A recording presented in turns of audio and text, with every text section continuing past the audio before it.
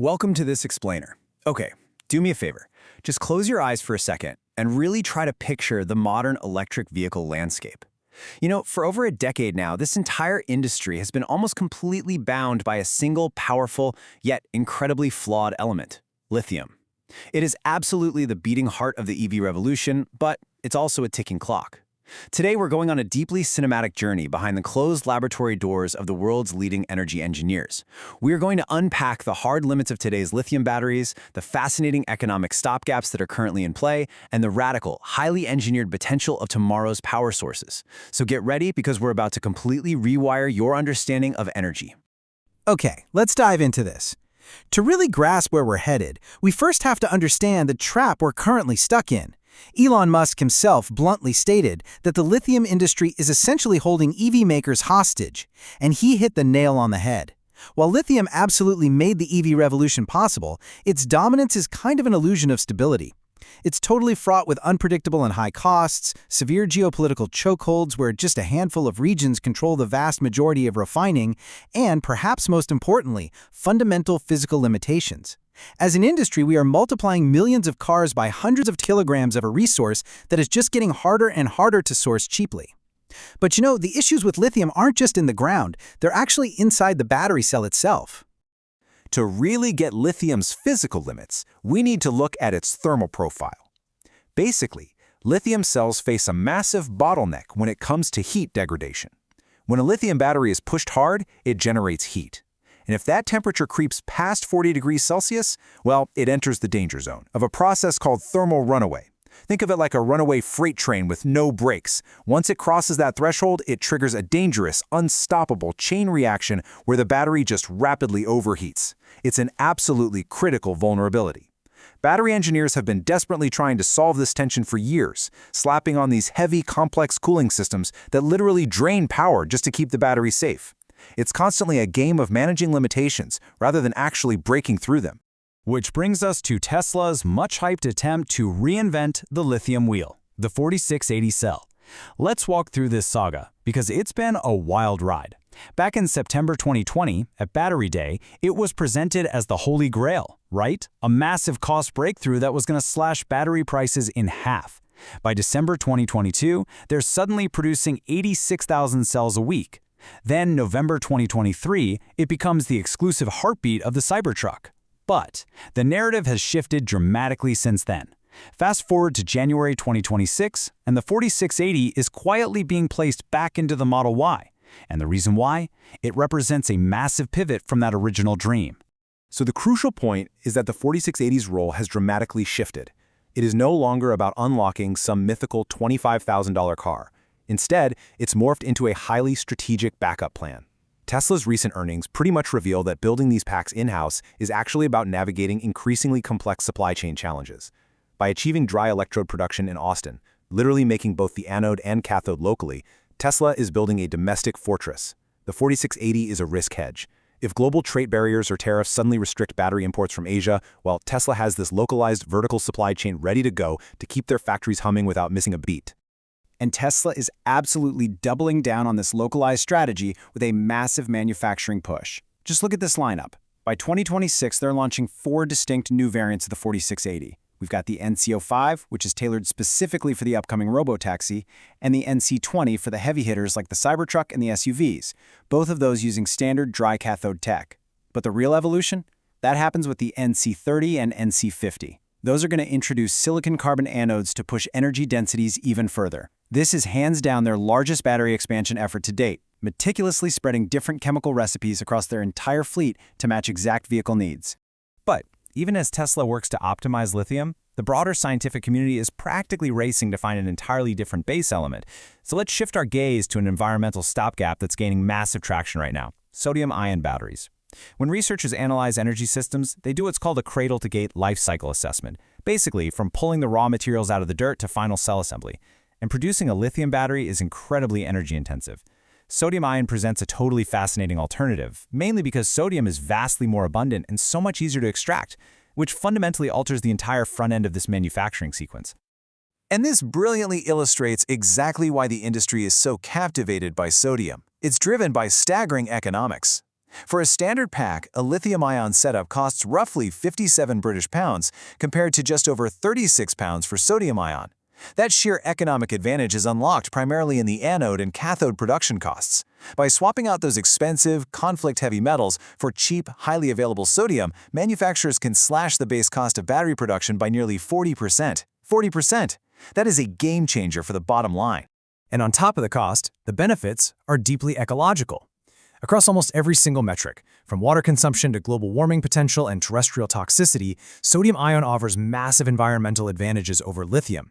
The only category where it currently lags a bit is stratospheric ozone depletion, but overall, it is a vastly greener substitute. It's honestly an incredible solution for grid storage and budget vehicles. But, and there is a but, sodium has a fatal flaw. It's heavier and it stores less energy than lithium. Which brings us to the ultimate mystery box of this explainer. Think about it. If sodium solves the cost and environmental issues, but it's too heavy and weak for high-performance cars, and lithium is too expensive and heat-sensitive, what on earth is the Holy Grail? What element actually solves the speed, power, and charging limits that have held electric vehicles back literally since their inception? Well, the answer lies in a highly anticipated, deeply secretive breakthrough reportedly coming straight out of Tesla's Austin labs. We're talking about the dawn of the aluminum-ion battery. Now, for decades, aluminum was completely dismissed by scientists because of something called ion lock. Basically, it held energy really well, but it released it way too slowly. Tesla, however, reportedly cracked this using a graphene substrate laced with atomic scale induction points. But the real magic is in how that power is actually delivered. It's a concept called quantum burst control. Imagine a traditional lithium battery is like a garden hose. It provides a steady but limited flow of water. Quantum burst control turns the battery into a fire hydrant. It shapes and releases energy in these precise high-speed pulses. The aluminum ions literally rush across the graphene layer, unleashing a staggering 7,000 watts per kilogram. The result? Instant torque with zero lag. And the physical specifications here represent a true paradigm shift. A top-tier lithium-ion battery today tops out around 450 watt-hours per kilogram. This new aluminum-ion architecture, it theoretically hits 1,060 watt-hours per kilogram. That's more than double. But here is the critical transformation. Remember earlier how we said lithium becomes a dangerous ticking time bomb past 40 degrees Celsius?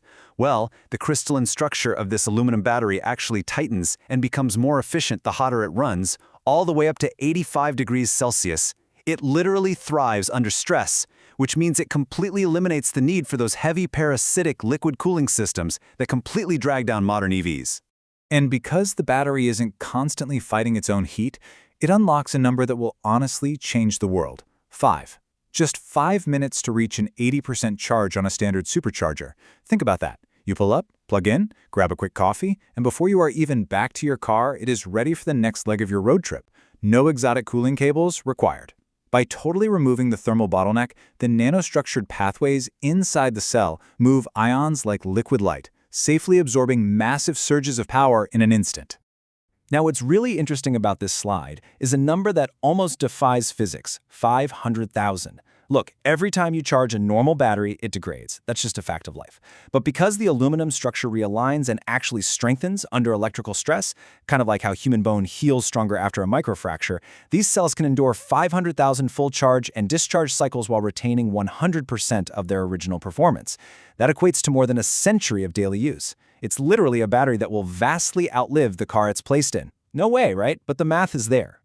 And the vehicle rumored to be built entirely around this specific chemistry is known internally as Project Redwood, or the Model 2. Because aluminum is just so cheap and the energy density is so incredibly high, the rumored specs on this thing are staggering. We're looking at a compact EV with a starting price under $16,000, a range of 550 miles on a single charge, and a 0 to 60 launch in just over 3 seconds. I mean, this isn't just an iteration on the electric car. Specs like this fundamentally rewrite the rules of EV adoption.